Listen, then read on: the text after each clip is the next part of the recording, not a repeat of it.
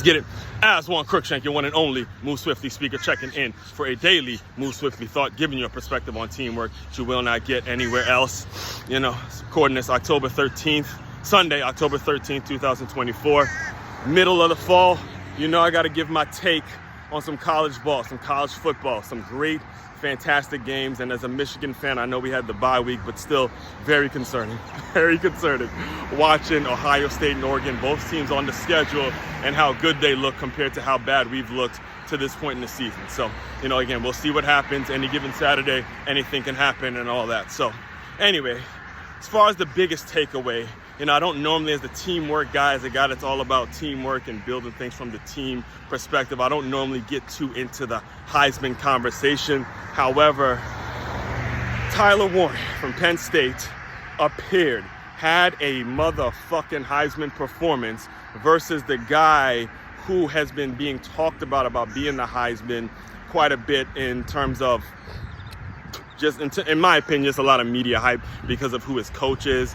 You know, if you compare Tyler Warren's performance to the other Heisman candidates, a lot of people that has picked up a lot of buzz or picked up a lot of press, Travis Hunter from Colorado. If you compare the two performances and just off yesterday, you clearly see that Tyler Warren should get more consideration for the Heisman. Again, like I said, I'm not huge on individual accolades. However, I'm a little biased when I see guys that remind me of me. And I got to take you back a couple of years ago too. This was back when Coach Prime was working for the NFL Network. There was an interview. It was him, Michael Irvin, and Marshall Faulk.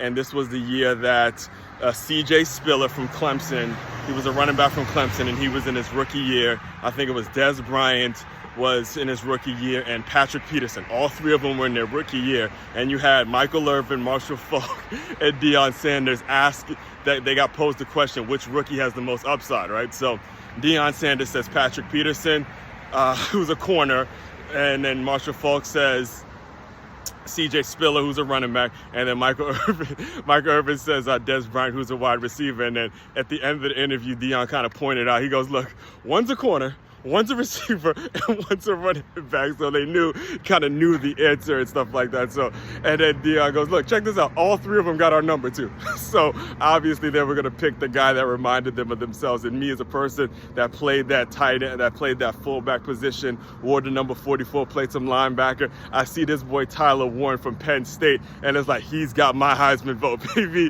You know, even though it may be incredibly biased, but the point of me bringing all this up to you is what's beautiful about this game, on a serious note now, and the lessons that we can pull from what I just said in terms of how the game works, is it's always going to be about the next man. And when I say, you know, Tyler Warren reminds me of himself, it doesn't mean that I had half the ability that he had. It's just, as I'm watching him play, I'm thinking about the position, I'm thinking about the packages and all the things that he's able to open up that I couldn't do. And that's what makes the game so special, is because it's always about the next man. It's always about the next man. It's always about the next man and how much better the next player is going to be versus the players that came before them.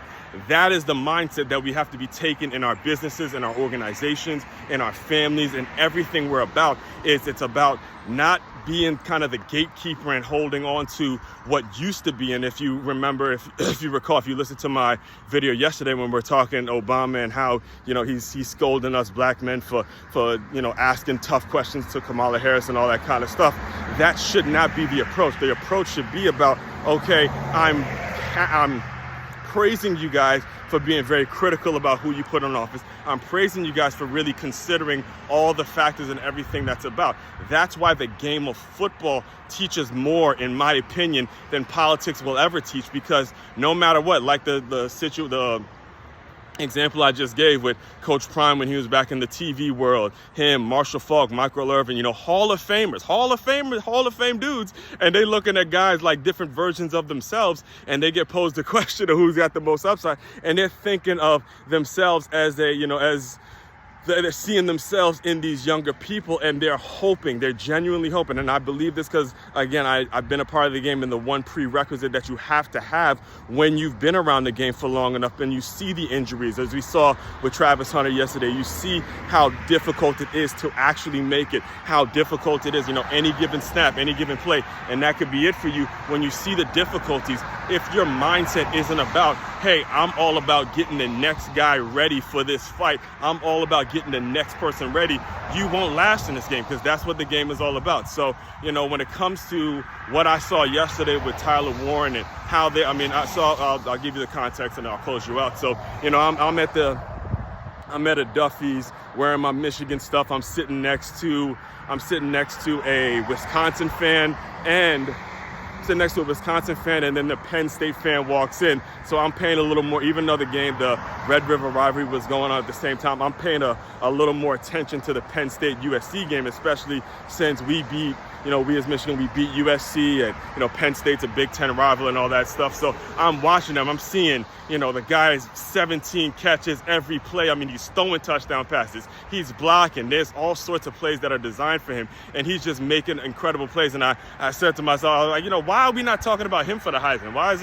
Where's all this Travis Hunter talk coming from? And then you think about who Travis Hunter's coach is, guy that played both ways in college, was that dude, again, reminds him of themselves, obviously there's a lot of similar, actually I did a whole article on how Prime Time and Travis Hunter have similar styles and they make similar plays, but again, the knock on Travis Hunter was that he might be a little too fragile. He might be a little too fragile for the NFL, and as we see, that's 3 years in a row, actually, where he's gone down, where he's had some injuries. It has not been 1 year where he's not had to deal with some lingering injuries, and people are talking like he's just automatically going to get that number one pick when it's clear that he's very, very injury prone. So we got to take that into consideration as well. So all that being said, the takeaway, the main thing to pull from everything I'm talking to you about is always be building up, always be thinking about how I can teach the next person to do whatever it is I do, but do it better than I did it. That needs to be the mentality, and that's how you grow as an organization. That's how you grow your business, all right?